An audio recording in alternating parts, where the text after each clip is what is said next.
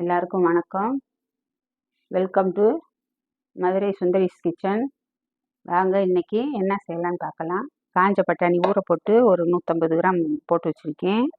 அதில் 100 உருளைக்கிழங்கு, பச்சை மிளகா, வெங்காயம், இஞ்சி, வெள்ளைப்பூடு, ஒரு அரை எலுமிச்சம்பழம் எடுத்து வச்சுருக்கேன், 2 தக்காளி. இதுக்கு இந்த பால் குருமாவுக்கு அரைக்கிறதுக்கு அரை முடி தேங்காய், கசகசா, சோம்பு, முந்திரி பருப்பு, ஏலக்காய், கிராம்பு எல்லாம் போட்டு இதெல்லாம் போட்டு பச்சையாக அரைக்கணும். வெங்காயத்தையும் இதையும் பச்சை மிளகாயும் லேசாக எண்ணெய் ஊற்றி வதக்கிடணும். அப்போ தான் பச்சை வாடை அடிக்காது. இதோட கொஞ்சோண்டு மல்லித்தூள் வதக்கக்கூடாது.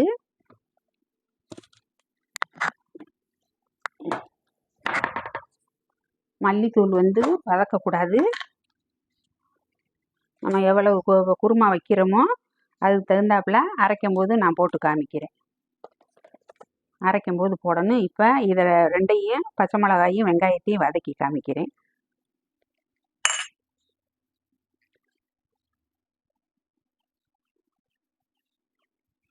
உங்களுக்கு எவ்வளவு காரம், எவ்வளவு நீங்கள் பட்டாணி குருமா வைக்கிறீங்க அப்படின்றதுக்கு தகுந்தாப்புல நீங்கள் போட்டுக்கிறணும். இப்போ பச்சை மிளகாயும் அரைக்கிறதுக்கு சின்ன வெங்காயம் போட்டுக்கோங்க, அதுதான் டேஸ்ட்டாக இருக்கும். தாளிக்கிறதுக்கு ஒரு வெங்காயம் பெரிய வெங்காயம் போட்டு தாளிச்சிக்கலாம். இதை அரைக்கிறதுக்கு அது அப்படி போட்டால் தான் நல்லாயிருக்கும்.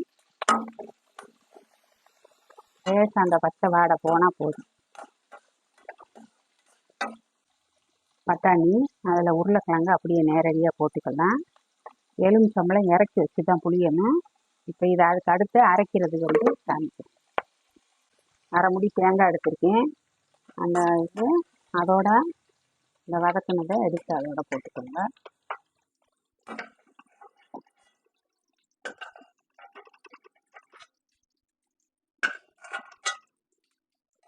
அரைச்ச இது தேங்காய், பச்சை மிளகா, வெங்காயம் வதக்குனது மட்டும்தான் போட்டு அரைச்சிருக்கேன். ஏன்னா மிக்சி பத்தாது. பெரிய மிக்சியில் போட்டோம்னா நைஸாக அரைக்காது. பாருங்கள், நல்லா நைஸாக அரைச்சிடணும். அப்போ தான் குருமா நல்லா இருக்கும்.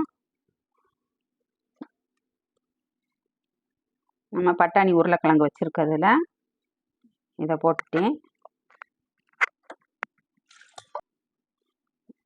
முந்திரி பருப்பு, கசகசா, இந்த மசாலா சாமான் தான் இதுக்கு வாடைக்கு.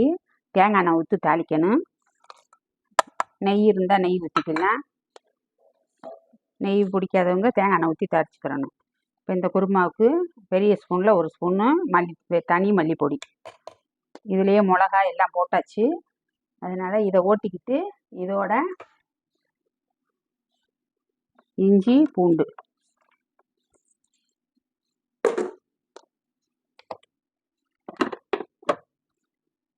இப்போ 2 தக்காளி போடுறேன். தக்காளியை கசக்கி அப்படியே கரைச்சி விட்டு போடலாம்.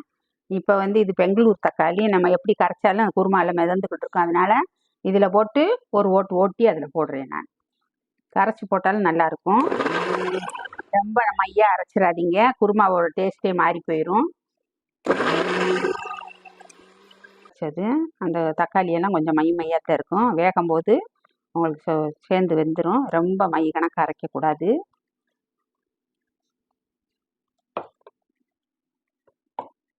குருமா ஒரே ஒரு 2 விசில் விட்டால் போதும். 2 விசில் விட்டு எடுத்த பிறகு கீழே இறக்கி வச்சு தாளிக்கிறதுக்கு முன்னாடி ஒரு டம்ளர் பால் எடுத்து அது பால் ஊற்றிக்கலாம். இப்போ நான் அரைச்சி ஊற்றிருக்கேன். இதில் பால் வேணுன்றவங்க தேங்காய் பால் எடுத்து, உங்கள் குடும்பம் எவ்வளோ, ஃபேமிலி எவ்வளோ இருக்கோ அதுக்கு தகுந்தாப்புல சாரை புழிஞ்சு, தேங்காய் பாலை புழிஞ்சு பட்டாணியும் இதையும் தனியாக வேக போடணும். வேக போட்டு கொதி வரும்போது அந்த பாலை இறக்கி வச்சு அந்த பாலை ஊற்றிக்கிறணும். நான் இன்றைக்கி பசும்பால் தான் காய்ச்சி வச்சுருக்கேன். அது அரை டம்ளர் பால் இருக்குது, அதை நான் ஊற்றிக்கிறேன். அதனால் நான் வைக்கிறபடி இன்றைக்கி வச்சு காமிச்சிருக்கேன்.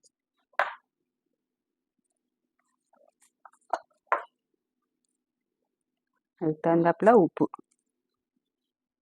பத்தட்டினா கூட அப்புறம் போட்டுக்கலாம். நிறைய போட்டுட்டோம்னா கச்சி போயிடும், எதுவும் செய்ய முடியாது.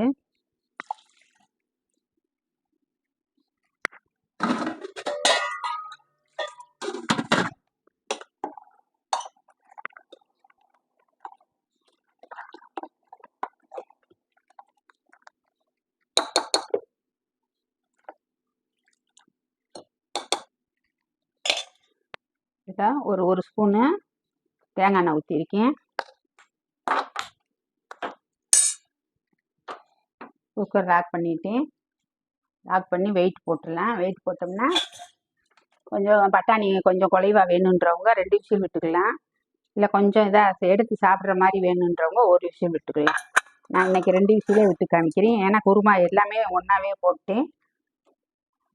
இதில் தாளித்து இதில் தூக்கி ஊற்றிக்கலாம். இப்போ பாருங்கள், குருமா ரெடியாகி குருமா அதில் தாளித்து விட்ருக்கேன். தாளிக்கணும். ஒரு 2 விசில் வரட்டும். இப்போ கீ ரைஸுக்கு எப்படி வைக்கிறேன் பாருங்கள். 1 டம்ளர் இதில் 1 டம்ளர் அரிசி எடுத்திருக்கேன். 2 டம்ளர் தண்ணி. பொன்னி அரிசி தான் எடுத்திருக்கேன் நான், பச்சரிசி. அதனால் 2 டம்ளர் வச்சுருக்கிறேன். கீ ரைஸுக்கு ஒரு பட்டை, ஏலக்காய், கிராம்பு, சோம்பு, பிரிஞ்சி இலை, இது முந்திரி பருப்பு. தாளிக்கிறதுக்கு ஒரு 4 பச்சை மிளகாய் வச்சுருக்கேன். பெரிய வெங்காயம் லேசாக நறுக்கி வச்சுருக்கேன். கருவேப்பிலை, நெய், அவ்வளோதான் தாளிக்கிறதுக்கு. இதில் சின்ன சீரகம் போடுறதுனாலும் போட்டுக்கலாம். அப்படி போட்டிங்கன்னா அது ஒரு மாதிரி டேஸ்ட் மாறிடும். அதனால் நான் கீ ரைஸுக்கு சோம்பு மட்டும்தான் போட்டு தாளிப்பேன். இதுதான் தாளிக்கிறது. எப்படி வைக்கிறேன்னு பாருங்கள். இப்போ பட்டாணி பால் குருமா ரெடி ஆயிடுச்சு. இப்போ இதில் ஒரு 1/2 கிளாஸ் பால் இப்போ ரெடி ஆயிடுச்சு. இப்போ பால் 1/2 டம்ளர் பால் ஊற்றிருக்கேன். பசும்பால் தான் நான் ஊற்றிருக்கேன். தேங்காய் பால் எடுக்கலை. சக்கையாக எதுக்கு அரைச்சி ஊற்றணுன்ட்டு. நீங்கள் நிறையா வைக்கிறவங்க என்ன செய்யணும், 1 டம்ளர் 1/2 டம்ளர் பால் எடுத்து வச்சுக்கிட்டு மசாலா ஜாமான்லாம் போட்டு வதக்கி அரைச்சி எல்லாமே ரெடி பண்ணி குக்கரில் இதே மாதிரி வச்சுருங்க. காலையில் நீங்கள் வேலைக்கு போகிறவங்களா இருந்தாலும் சீக்கிரத்தில் வேலை முடிஞ்சிடும். ஆனால் அதை கொஞ்சம் திக்காக வச்சிங்கன்னாத்தே நம்ம குக்கரில் வைக்கும்போது எந்த பொருளுமே தண்ணி விட்டு நீகலாக வரும். இதே மாதிரி வச்சு இறக்கிட்டு கீழே இறக்கி வச்சு தாளிக்கிறதுக்கு முன்னாடி இந்த பாலை தூக்கி ஊற்றி மசாலா ஜாமான் போட்டு தாளித்து கொட்டி எலுமிச்சம்பழம் வேணுன்றவங்க எலுமிச்சம்பழம், புளிப்பு தேவையாக இருந்தால் கொஞ்சோண்டு எலுமிச்சம்பழம் புளிஞ்சு விட்டுருக்குங்க. அவ்வளோதான். இப்போ நான் இதை தாளித்து காமிக்கிறேன் எப்படி.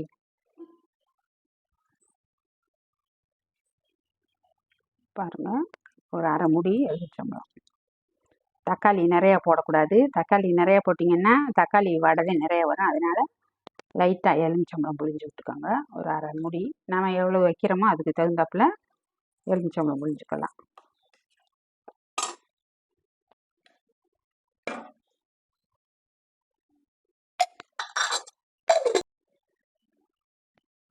இப்போ தாளிக்கிறதுக்கு ஒரு இலை அன்னாச்சி இலை போட்டிருக்கேன். இது சோம்பு, ஏலக்காய், கிராம்பு, ஒரு பட்டை,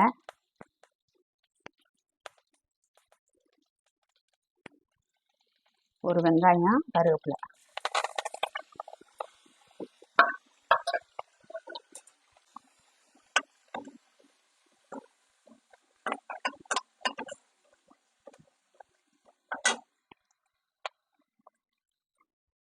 இப்போ இதில் எடுத்து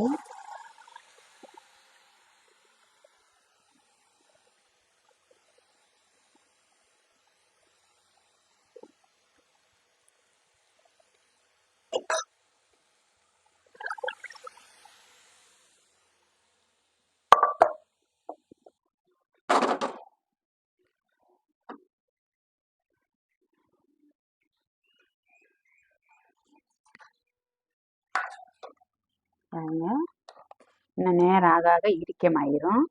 முந்திரி பருப்பு, தேங்காய் இதெல்லாம் போட்டுக்கிறதுனால.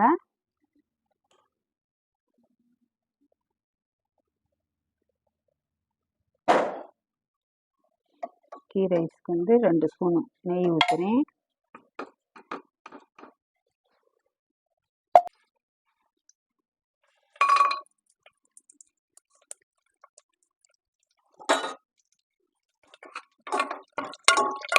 முந்திரி பருப்பு, ஏலக்காய், கிராம்பு, பிரிஞ்சி இலை, அன்னாச்சி பூவு எல்லாமே போட்டிருக்கேன். கொஞ்சம் செவக்கட்டும். பச்சை மிளகா,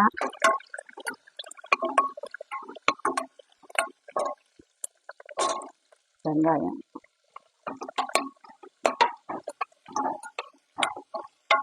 பூண்டு பேஸ்ட்,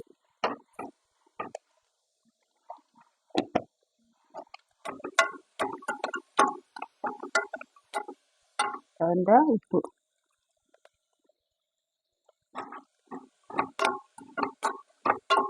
ஒரு பங்குக்கு 2 பங்கு அரிசி, ஒரு பங்கு அரிசிக்கு 2 பங்கு தண்ணி.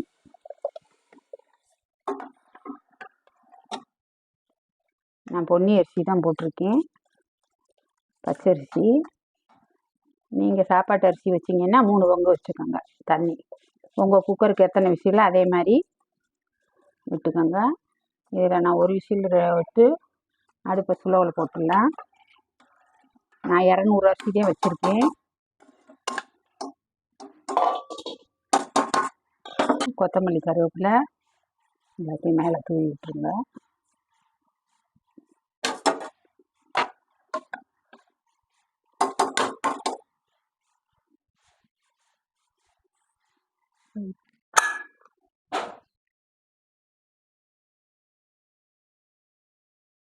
பாருங்க, கீ ரைஸ் ரெடி ஆயிடுச்சு. எங்கள் குக்கருக்கு ஒரு விசில் விட்டு ஒரு 5 நிமிஷம் போட்டேன். அந்த 5 நிமிஷத்துலேயே திருப்பி ஒரு விசில் வந்துச்சு. வரவும் இது பாஸ்மதி அரிசியாக இருந்தால் 1க்கு 1 வச்சா போதும், ஒரு விசில் விட்டால் போதும். நான் பொன்னி அரிசி பச்சரிசி வச்சதுனால 1க்கு 2 பங்கு தண்ணி வச்சேன். பாருங்கள் எப்படி இருக்குன்னு. இதே மெத்தடில் நீங்கள் வச்சு பார்த்து எப்படி இருக்குன்னு கமெண்டில் சொல்லுங்கள்.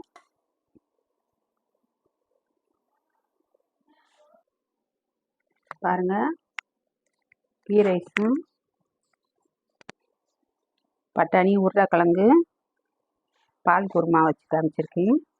எப்படி இருக்குன்னு கமெண்டில் சொல்லுங்கள். இந்த வீடியோ பிடிச்சிருந்துச்சுன்னா லைக் பண்ணுங்கள், ஷேர் பண்ணுங்கள், கமெண்ட் பண்ணுங்கள். நன்றி, வணக்கம்.